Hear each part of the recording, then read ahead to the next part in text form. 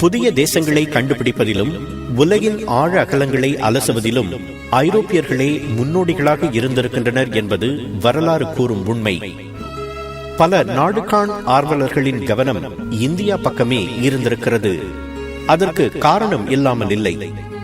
இந்தியாவில் மட்டுமே கிடைத்த பல பொருள்களை ஐரோப்பியர்கள் அதிகமாக விரும்பினர். உதாரணத்திற்கு நவரத்ன கற்கள், மயிலிறகு, மிளகு, கிராம்பு போன்ற நறுமணப் பொருட்கள். முன்பெல்லாம் அந்த பொருள்கள் தரை மார்க்கமாகத்தான் ஐரோப்பாவுக்கு சென்று சேர முடிந்தது. வழியில் பல இடைத்தரகர்கள் இருந்ததாலும், தரைப்பயணம் நீண்ட நெடியதாகவும் பாதுகாப்பற்றதாகவும் இருந்ததாலும் அந்த பொருள்களின் விலையும் மிக அதிகமாக இருந்தது. விமானமும் கண்டுபிடிக்கப்படாத காலகட்டம் அது.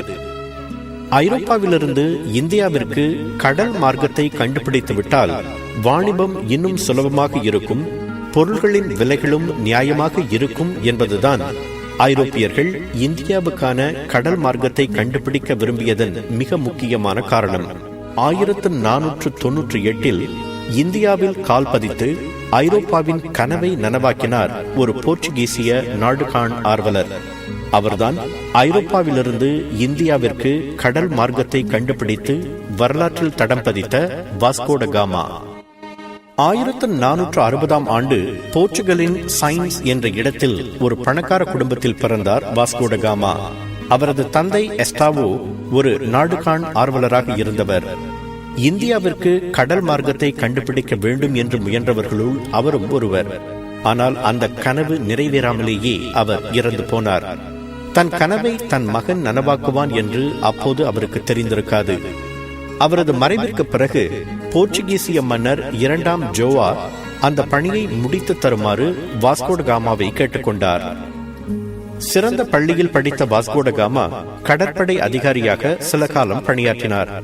எனவே இந்தியாவுக்கான கடல் மார்க்கத்தை கண்டுபிடித்து வருமாறு மன்னர் தன்னை பணித்த போது அவர் மகிழ்ச்சியுடன் அதனை செய்து முடிக்க புறப்பட்டார்.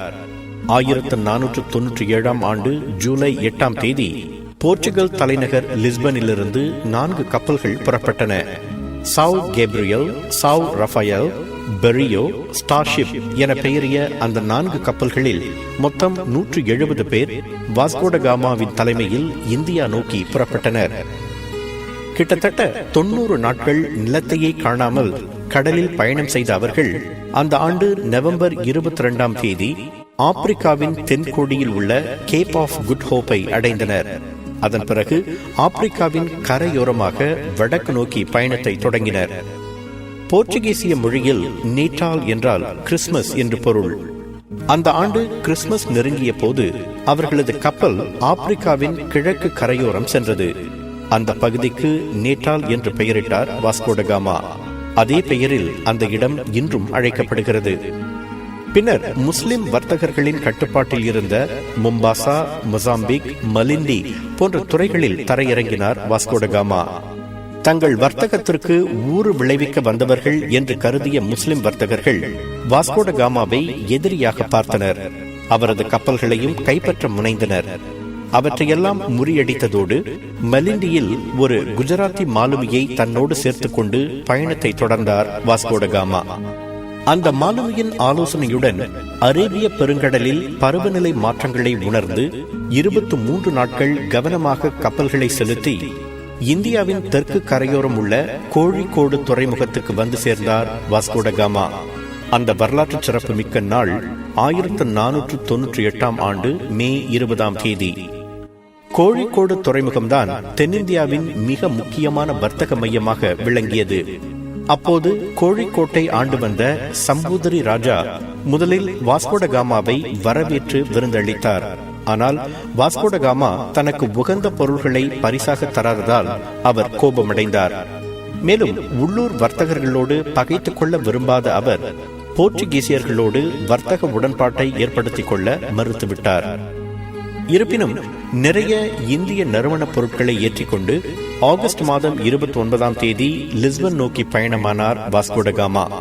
இந்த பயணம் மிக கடுமையானதாக அமைந்தது. வழியில் அவருடைய வீரர்கள் பலர் ஸ்கர்வி எனப்படும் நோய்க்கு பலியாயினர்.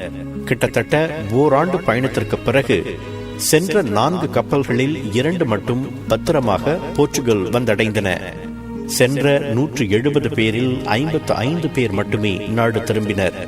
கிட்டத்தட்ட 2 ஆண்டுகளுக்கு பிறகு நாடு திரும்பிய வாஸ்கோடகாமாவை மகிழ்ச்சியுடன் வரவேற்ற மன்னர் அவருக்கு பெரும் பொருளை பரிசாக தந்தார். அதோடு இந்திய பெருங்கடலின் தளபதி என்ற பட்டத்தையும் தந்து கௌரவித்தார். 80 ஆண்டுகளாக காணப்பட்ட கனவு நனவாகிவிட்டதாக மகிழ்ந்தார் மன்னர். 3 ஆண்டுகள் கழித்து மீண்டும் இந்தியா நோக்கி பயணமானார் வாஸ்கோடகாமா. இம்முறை தன்னை எதிர்த்த முஸ்லிம் வர்த்தகர்களை எதிர்த்து சமாளிக்கும் திட்டத்தோடு 20 கப்பல்கள் புடைசூழ பயணமானார். அந்த பயணத்தில் சில கொடூரமான காரியங்களில் அவர் ஈடுபட்டதாக வரலாறு கூறுகிறது. போர்ச்சுகீசியர்களோடு வர்த்தகம் புரிய மறுத்த பல இந்தியர்களையும் முஸ்லிம்களையும் அவர் கொன்றார். ஒரு சம்பவத்தில் ஒரு கப்பலை வழிமறித்து பொருள்களை எல்லாம் அபகரித்துக் கொண்டு அதிலிருந்த 380 பேரை அங்கேயே வைத்து பூட்டி கப்பலை தீயிட்டு கொளுத்தினார். அத்தனை பேரும் பரிதாபமாக மடிந்தனர். 2வது முறை வாஸ்கோடகாமா கோழிக்கோட்டுக்கு வந்தபோது முஸ்லிம்களை அங்கிருந்து அகற்றுமாறு சம்பூதிரி ராஜாவுக்கு ஆணையிட்டார்.